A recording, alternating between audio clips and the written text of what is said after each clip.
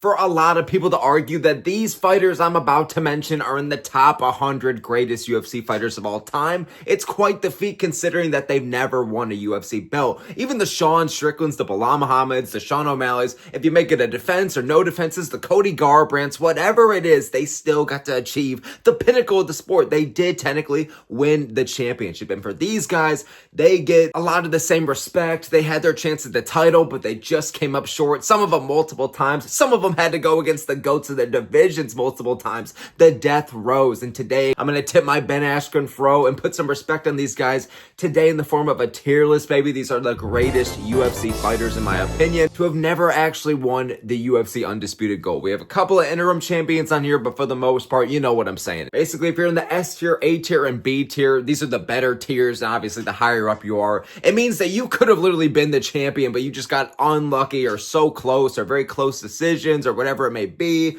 or even that you were just going against very high level champions. Maybe it was just your resume alone. Like you have a really good resume, or you're beating everybody else outside of the champions, or you have a really good skill set, whatever it is, you're remaining at the top, but you just never got to touch the belt. Okay, I'm going to be keeping S and A kind of coveted, but you know what I'm saying. And obviously C and D, these fighters, they're still good. They still have good resumes, good skill sets, or just something that stood out, but they kind of came up short, and maybe they wouldn't have done too much with the belt, but I'm still going to put some respect on them. You know what I'm saying? So that's what the C and D tier is. So just getting into the tier list, and before I motherfucking forget, okay, shout out to JSJ07, because he's technically the one that gave me this idea. I appreciate all of y'all. He said that a tier list for the greatest non-champs would also make for a fun video. So I appreciate it, man. So just get into this tier list, man. So just starting off with the first one we got here, it's Alistair Overeem. Joe Rogan is literally in the corner right now having an aneurysm on the podcast. People forget, man, look at him. He was a freak. He was a machine. He was made out of steel. He would say, pull that up, Jamie. Do the before and after. He was off and on the sauce. And then he would pull up the roided up Overeem, and then the Overeem that was a little bit of a blob at the end of his career. Just look at this, bro. Look at this Brazilian Super Saiyan on your screen right here. I'm going to put him in the A tier, to be honest. I'm going to put my respect on Alistair Overeem. He was one of these guys. I mean, nowadays we have the Robert Whitakers and the Max Holloways, the guys who were beating everybody else in the division, but just could never really attain to be that top champion spot at the time. You know what I mean? And Alistair Overeem was doing that, but bigger, blobbier, and before them, okay? Because for every time he would lose to a fucking like Travis Brown or something like that, he would also be able to beat like a Junior Dos Santos. So he would go on these little bits of runs, and then the one time he finally, after having like 50 plus pro fights in his career, so much experience, so many knockouts, so much damage received and taken, but when he finally got his chance at the title, he was facing the guy with the S tier immigrant mentality, Stiopich, right? Isn't that what Joey Diaz called? Stiopich, he's just got that immigrant mentality. Alistair Overeem got knocked the fuck out in the first round, unfortunately, and he never got a chance at the title again. And after that, a couple years later, he ended up retiring. He actually went on for longer than a few years, but it was kind of for every two that he won, he would lose two as well. The title aspirations peaked at that Miocic fight, okay? He had so many names racked up on his resume: JDS, Andrei Arlovsky, Roy Nelson, Frank Mir, Sergey Pavlovich even, Fabricio Verdum, Brock Lesnar, Mark Hunt. Like, there were so many names on the resume, but unfortunately, he just didn't become the champion, okay? It was one of those what if. It was one of those alternate timelines from Marvel or some shit, okay, where Alistair Overeem, before or on or after the sauce, become the champion, but not here, okay? And moving on up next to the next one we got, dude, let's do Yoel Romero. I would love to just do a Yoel Romero impression right now. Like, y'all know me, I do impressions on the channel. It's my urge. It's my urge on the spectrum to whip them out, okay? But it just sounds like my Rob. I just want to say, the people pay. The people pay. Pay for view. Pay-per-view. They pay for pay-per-view. And the iconic clip, the iconic interview, but I just can't fucking do it. Pay the people pay. Yoel Romero, though, I'm also going to throw an A, okay? We're starting off pretty strong here, okay? And two guys that are just built like titans, but Overeem kind of needed to be on the sauce, on the roids. Yoel Romero is just built different. I mean, the amount of stories that we've all heard about this guy, like he's not even real, but he is. He's like 50 years old damn near, and he's looking even more at his prime than ever before. Not in the cage or anything like that, not in terms of like becoming a UFC champion, but the dude is just a tank. And when I'm looking at his UFC run, it was short, it was sweet. Yes, he had the Adesanya fight, but other than that, man, it was pretty much constant entertainment. And when he finally got his chances at the belt, both times, they were close. And even the Adesanya fight, not even against just Whitaker those couple of times, but also against Adesanya a couple years later, Say what you want about it being boring as fuck. It was, but it ultimately was kind of close, kind of competitive. It's weird to even say that, but unfortunately it's the case. But for Yoel Romero, man, none of his losses were domination. Like, he never really just got beaten the hell up, never got finished. Like, the fight against Paulo Costa, that's a loss. That was a back and forth war. You can maybe put an argument for Yoel Romero. The fight against Adesanya and Whitaker, like I said, for the actual title. Close fights all around. But other than that, man, he's going to war with people or finishing them every single time. And his resume was pretty solid, but he just never could become the champion, okay? Built different, but unfortunately, he had everything you needed to become a champion, but unfortunately just couldn't put it all together and ended his career just not eventually holding that championship title and on a few losses. But really, the resume was there. He beat Rockhold, Weidman, Souza, Machida, yada yada, and on top of that, he had explosive striking, a lot of power. He was pretty well-rounded for the most part, for being especially like a middleweight. He moved quick as hell up there, like he had some ultra instinct, and he fucking cracked, man. He brought it every time. Again, racking up a lot of KOs, a lot of wars, and he brought an immense pressure. It's crazy he never was the champion. Wish we got more out of him in the UFC, or maybe when he came in a bit younger, because again, who knows, him versus Anderson Silva. Maybe he's beating Silva and he's also getting 10 title defenses. Who the hell knows? But unfortunately, we didn't get to live in the timeline where Romero became the champ. Got close to it. Great fighter, but just came up short. I'm going to put him in the A tier. Moving on up next to the man who only speaks in clusterfuck. It's Nate Diaz. What's up? You know what I'm saying? Fuck, I don't know what the hell I just did. Nate Diaz, bro, I'm gonna put you in the C tier, okay? Respect to Nate, never became the champ, but he is one of the most iconic fighters in UFC history, okay? Not just because of the wars with McGregor and the shit, and beating McGregor, but just in general, man. Been in the UFC for so long. He's the dog of all dogs. He's the Snoop Dogg of the UFC. I mean, literally. And in general, he wasn't the most successful fighter. Like, he only did fight for the belt one time. I believe it was against Benson Henderson back in the day, man. People forget, man. And that was his only shot at the belt. And that was when I feel like 80%, 70%, I don't know, what's a really big number? We're not just thinking big, we're thinking huge. What's like a big number to describe whatever percent of the fan base? They weren't even watching around the time that Nate Diaz got a chance at the title, okay? But ever since then, I mean, he's put on so many wars. He's had pretty solid wins over Michael Johnson, Anthony Pettis, Jim Miller, Tony Ferguson. People forget about that Tony Ferguson win, man.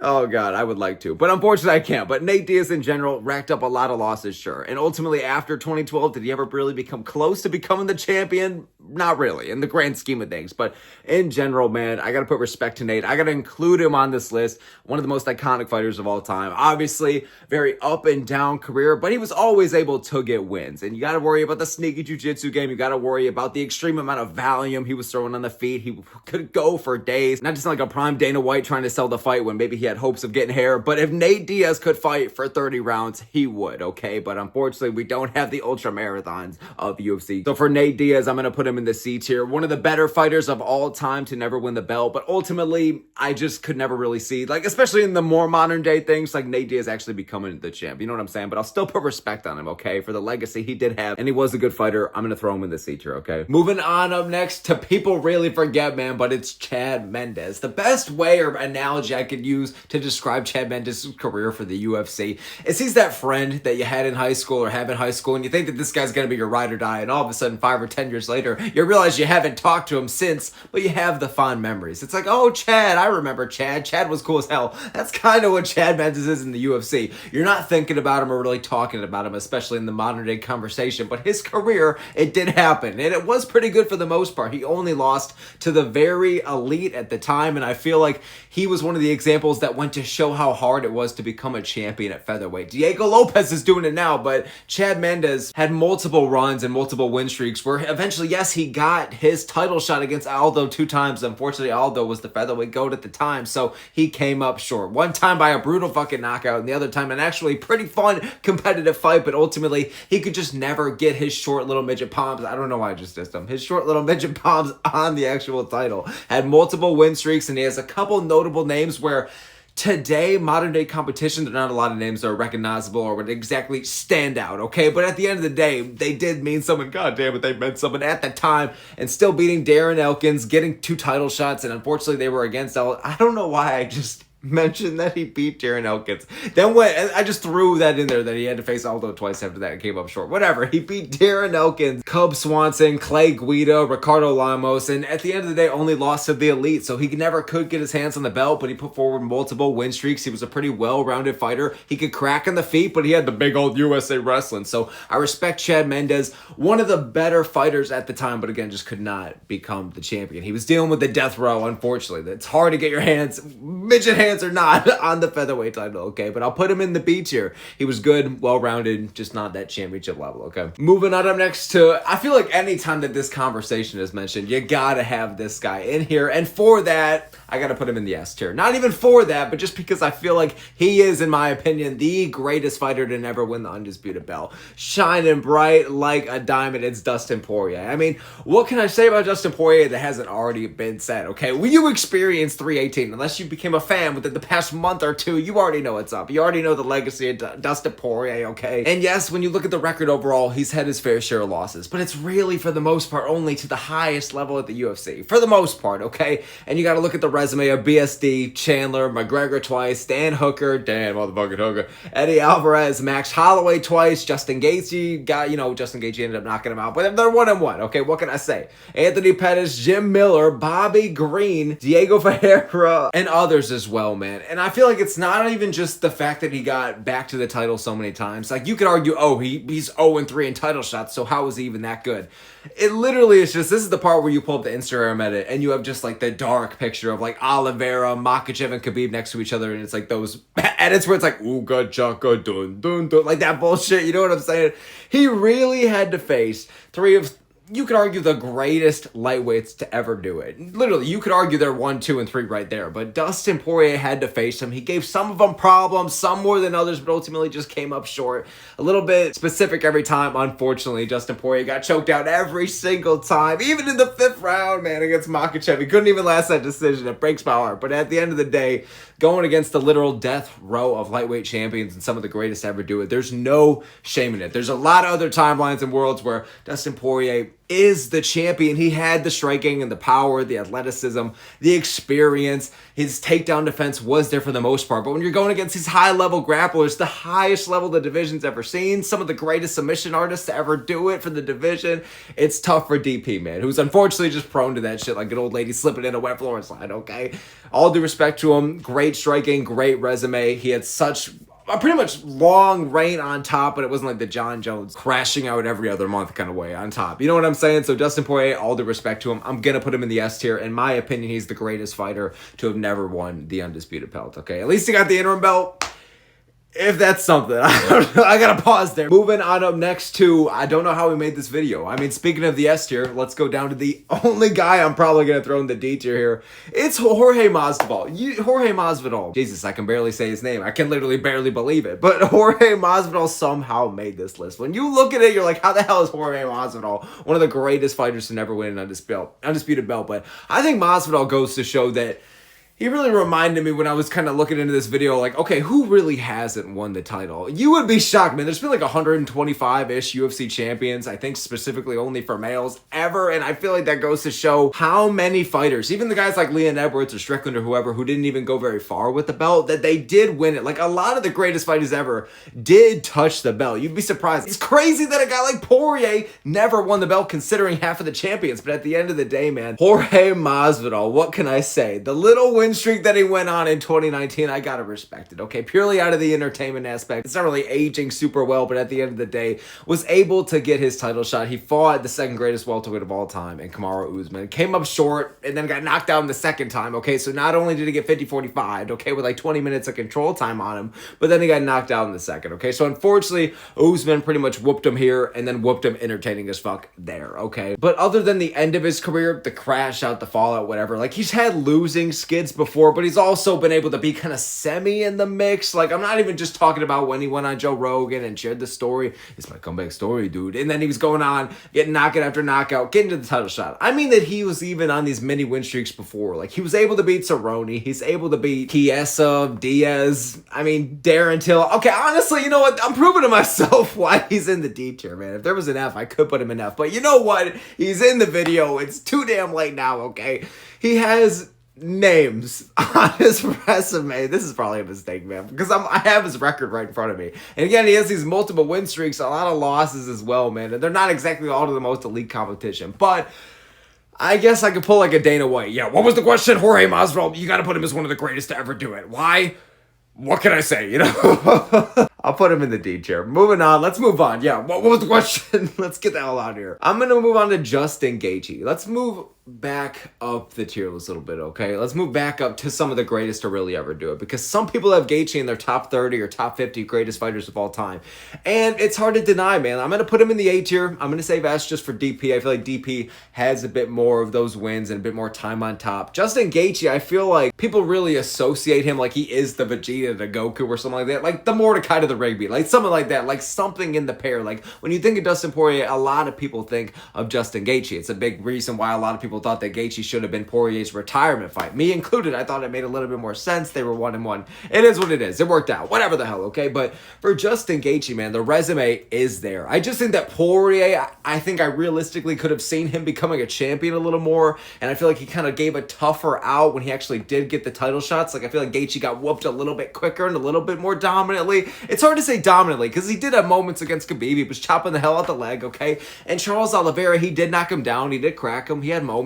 Those were the 2 times he got the title shot, though. And like I said against Poirier, like he's facing some of the greatest lightweight champs to ever do it. He did snap Tony Ferguson's win streak. He did beat Chandler and Fiziev twice, and he does have a win over Poirier and Barboza, Cerrone, Vick, Michael Johnson. Like, Justin Gaethje's really only had big fights ever since he got to the UFC. It's like a Yuri Prochazka of lightweight. Like, he immediately just got thrown to the top. Not like a Kaya Sakura or some shit, okay? I'm not counting that. But Justin Gaethje in general, I mean, it's kind of weird to say now because a lot of people are kind of disrespecting him, and I don't really necessarily blame him because you got to respect Justin Gaethje for all he's done. I mean, people forget, man, great entertainment, very consistent, putting out for the fans, but at the end of the day, the whole claiming for the title shot thing and how he's going to retire if he doesn't get the title shot, and how I feel like it's kind of just turning off a lot of fans right now from Gaethje. But truly, a year or 2 from now, when all this lightweight division clusterfuck is finally resolved, we can really look at the career of Justin Gaethje and realize he really was one of the best to ever do it. A bit more on the one-dimensional side of things. Like, he wasn't the most well-rounded fighter in the world. I'm not really putting too much weight on his 1 takedown or 2 takedowns against Fiziev here. But ultimately, he could crack like a motherfucker. He had great striking. He was powerful with it. Before and after the Trevor Whitman days, like, he was like a BC, like a before Christ or after Christ. But Gaethje, the resume is very good for lightweight. Lightweight's a murderer's row. And his only losses are to the very elite, like those 2 champions I mentioned, like to Max Holloway, Poirier, Eddie Alvarez. Those are his only losses in the UFC. Okay, consistently gets bonuses, consistently is either getting knockouts or putting on fun fights or semi-fun fights. You know what I'm saying? So Justin Gaethje, I'll put him in the A tier. Moving on up next to the California kid, Urijah Faber. I mean, what can I say, dude? I'm gonna put Faber in the B tier purely out of, man, I gotta respect the oldies here, okay? When he was in the WEC days, of course, he was dominating. He was on top. He was getting finish after finish, sub after sub, okay? And then he ran into the big old Dominic Cruz. Got past him, obviously that age as well. And then he started to lose to the Mike Browns and then the Jose Aldos, and that really started the kind of win one, lose one start for Urijah Faber. And believe it or not, this was like 2010. Till the end of his career, man, he really was that win one, lose one kind of guy. He was always kind of in the mix, but I feel like the Dominic Cruz title clashes and trilogy kind of defined his career, especially towards the end. But Urijah Faber, he was still able to beat the Ricky Simones, the Brad Pickett's, Alex Caceres, Eddie Wineland, guys like that. And on top of that, again, he was always in it. He was still getting wins. He was getting a lot of submissions. He was on the more well-rounded side of things for bantamweight. He could hit quick. He had solid pop behind his shots, but obviously the submission game was there. It was consistent. And Urijah Faber, I mean, the rivalry with Dominic Cruz, I know that I just said in kind of a negative tone that it kind of does like overly define his career, but for what it was, man, it was one of the most entertaining rivalries of all times. The actual fights, say what you want about them, the actual performances, but at the end of the day, the beef, the tension, it delivered every time, and they ended with pretty mutual respect there. The trash talk, the build-up. I mean, Cruz was 50-45 at him on the mic, but Faber's way on the spectrum, you know what I mean? It was kind of funny to laugh at, but I got all due respect for the ass chin himself, Urijah Faber. But I'm going to put him in the B tier. It was a resume for at the time, was very good, okay? And obviously he's on the better side of things when you look at some of the greatest bantamweights to ever do it. He never could get his hands on the belt, but again, he was facing Renan Barão and Dominic Cruz, okay? And came up short. So what can I say? Moving on up next to Chael Sonnen. Here's the thing, Daniel. I really don't believe I should be on this list. I'm undefeated. I'm undisputed. Chael Sonnen, it's weird to put him in S or F or whatever because he was undefeated. He never lost a round. So for him to even be on this list, it seems a little bit unfair, okay? For him to let Silva win, it just seems something out of like an anime, okay? But for Chael Sonnen, really, I feel like to be fair to everybody else, I'll put him in the B tier, okay? Okay, and on a real note, yes, the couple of losses, here we are back in the real time, okay? Chael Sonnen, he did have a few losses, okay? But really, he was beating a lot of the who's who's at the time, okay? Was he the most entertaining fighter? Not really, but at the end of the day, the trash talk, the build-up, he was doing McGregor before McGregor, okay? The impact that he had literally on just the game in terms of talking shit alone, like he brought the entertainment, man. He brought the build up to the fights and kind of that big fight energy, and you wanted to hear what he had to say on the mic before and after. So in terms of the mic skills, in terms of the USA wrestling, in terms of the USA striking, he was a really good fighter at the time, man. Obviously, you could say whatever you want about his time in Bellator or the skid he had at the UFC towards the end, but ultimately, I feel like, especially towards the end, he was really only losing to the elite,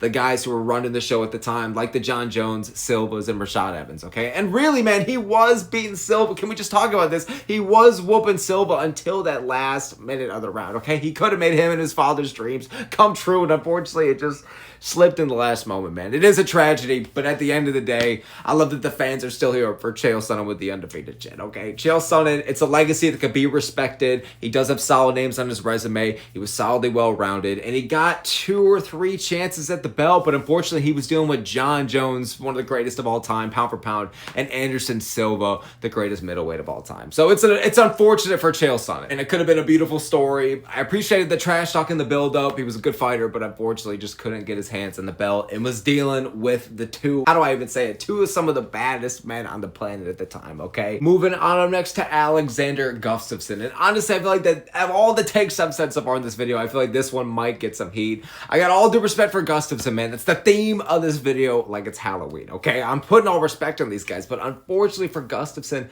I'm gonna put him in the C tier. I think it's a legacy that's just getting a bit overshadowed, and I don't even want to say like, oh, under-respected, and people gotta talk more about Gus. Like, I do think Gus is one of the better light heavyweights to ever do it, man. He has a good resume. He had a good skill set. He was one of John Jones's and even Cormier's toughest tests, and he's really only lost to some pretty good competition, even like the Anthony Johnsons and shit like that. But ultimately, man, I think it's not an overrated legacy, and I also don't think it's an underrated legacy at the same time. I just think that for what it was, he was one of these guys that, yes, he was one of the best for the weight class to really never win the division. That's why I'm going to put him in this video here, okay? But the resume he did have was solid. It was good, but it was, I feel like, pretty short-lived, and I feel like it wasn't as long or as notable as people might want to think in terms of how long he was on top and actually racking up these wins. Because when you look at like that 2010 to 2013-ish period, he was beating everybody, and that's really where a lot of his legacy really bulked up. But once he actually did fight John Jones, he kind of became one of these guys that he did get like 2 or 3 wins, but ultimately he was getting a lot of losses, and most of them were by finish or just getting beat the hell up, and it's unfortunate to see. But when you look at it, that really was kind of half of his career, and I kind of have to consider that. Like I was saying earlier, like the BC and AD thing, like the before Christ and after or whatever the hell. It really was the before and after John Jones title run, or I'm sorry, the John Jones title opportunity for Gus that really kind of changed his career in terms of how people talked about him. A lot more respect was put on him. He got really big matchups after that, but ultimately it was a lot more losses, and I feel like we kind of strayed further away from just like that prime Gus when he was on a good win streak and when he was knocking people out, when he was submitting them. And it is what it is. It's still a good legacy. He still was one of the best light heavyweights to ever do it, and he still was able to beat Blachowicz and Teixeira towards the end. But unfortunately, man, I got to keep his whole career into account. But I feel like that there's other fighters in the weight class that just are talked about more, and I think that that's okay in a way, if that makes sense, okay? All due respect to Gus, I'm going to put him in the C tier, though, okay? Got to keep the whole career into account. Maybe this is a bogus take. It probably is. I'm sorry. Moving on up next to, I believe, the last one that we got here. It's Tony Ferguson. I mean, Tony, you could really put him anywhere. You could put him in like the D tier because, oh, you got to keep in mind that he has the longest losing streak of all time. You could put him in the S tier because he had one of the longest win streaks of all time. And he was so close to getting that Khabib fight, man. But unfortunately, wires and shades do exist. And for Tony Ferguson, where can I even put it? I'll find that middle ground, but I'll also put respect on it. I'll put it in the A tier. I know that for Gustafsson, I just said that I got to consider his whole career and even the losses, and that's why I got to put him in the C tier. So maybe that's a bit hypocritical to put Ferguson in A instead of like a B or a C as well. But I feel like Ferguson did more for his division, not because he was more beloved, not because he was more entertaining, you could argue. But what I mean is that genuinely he did have one of the better streaks and one of the longest streaks in his division's history. He has one of the best resumes in the division's history. That the problem is just that long-ass win streak, bro. Because Gustafsson, yeah, at the end of his career, he had like 2 or 3 wins. But ultimately, with that came like 6 or 7 losses.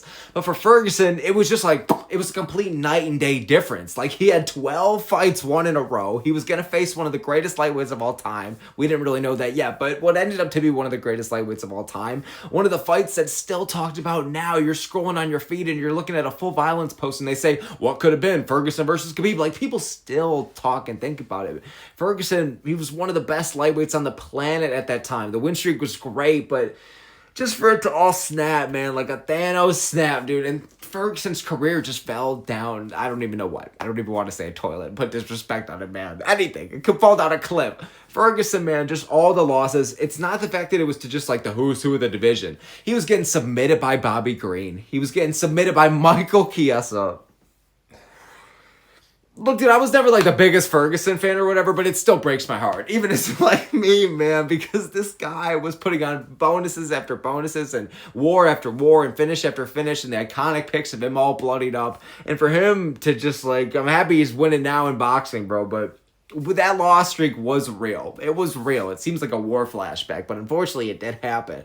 Ferguson, for what he did, he has a good resume. He had a great skill set. He bled and put on so many wars for the fans. But unfortunately, man, he just never got a hold of that belt. It's not even a thing where, oh, what if Tony was champion? I just wanted him, like a lot of other people, to at least get that shot, man. Again, it all goes back to the full violence shit. We all wish we could have seen that fight. It's a big part of what defines Tony's career now in terms of the conversation when people talk about him. But I'm going to put respect in the legacy of Tony. Unfortunately, I wish the loss streak wasn't as long as it was. Like, that really was the biggest record-breaking thing about Ferguson's career in terms of the numbers, man, and it breaks my heart. But the legacy he had, the resume he had, the high-level skill set, the win streak, he was able to do it entertaining, but also high level. So I got to put respect on it. I'll put Ferguson in the A tier, okay?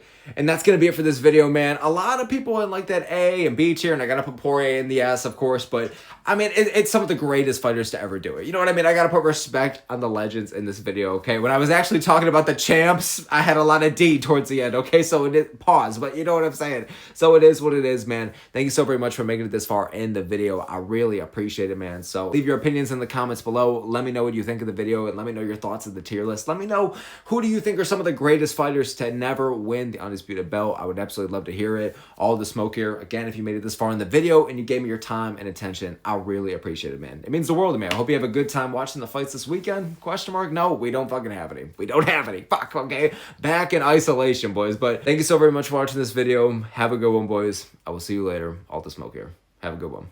Again.